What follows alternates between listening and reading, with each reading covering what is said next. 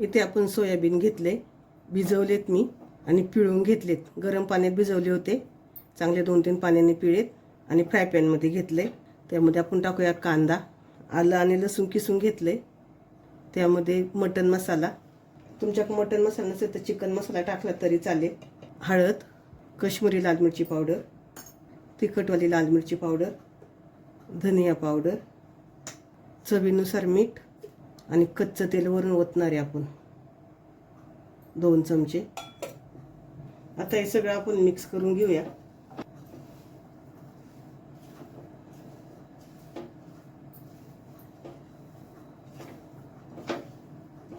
इथे आपले छान मिक्स करून झाले. आता त्याच्यावर झाकण ठेवूया, गॅस चालू करूया.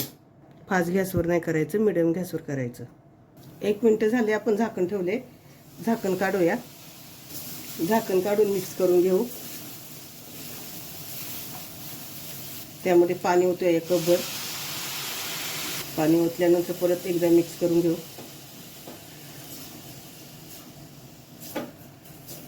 परत झाकण ठेवूया 1 मिनिटासाठी फक्त. 1 मिनिट झालाय, झाकण काढूया, परत मिक्स करून घेऊ. त्यामध्ये एक कापलेली हिरवी मिरची, टमॅटो आणि पालकाची भाजी. भरपूर सारी पालक घालायचा. आवडत असेल तर घाला, नसेल आवडत थोडासा घातला तरी चालेल. मुलं खाती नाही पालक, सोयाबीनमध्ये टाकला तर ते नक्की खाणार. इथं पालक आपला टाकून झालं आहे. वरून आपण झाकण ठेवूया.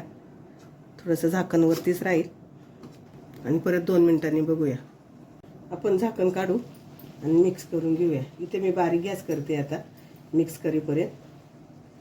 पालकची भाजी पूर्ण सोयाबीनमध्ये मिक्स करून घ्यायची.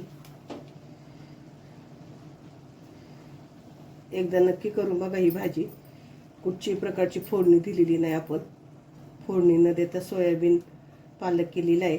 आणि माझी रेसिपी जर तुम्हाला आवडत असेल तर नक्की कमेंट करून मला सांगा. माझ्या चॅनलला सबस्क्राईब करा, लाईक आणि शेअर पण करा. सगळीकडून चांगली मिक्स करून घ्यायची.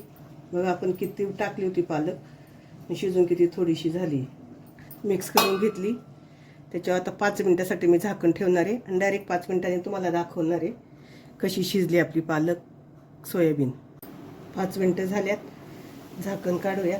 खूप सुंदर आपली भाजी झाली. मिक्स करून घेऊ.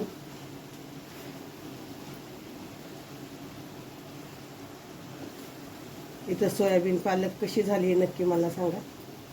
तेव्हा पालक सोयाबीन काही पण बोला त्याला. शिजली, आपण गॅस बंद करू. छान अशी झाली भाजी आपली तयार.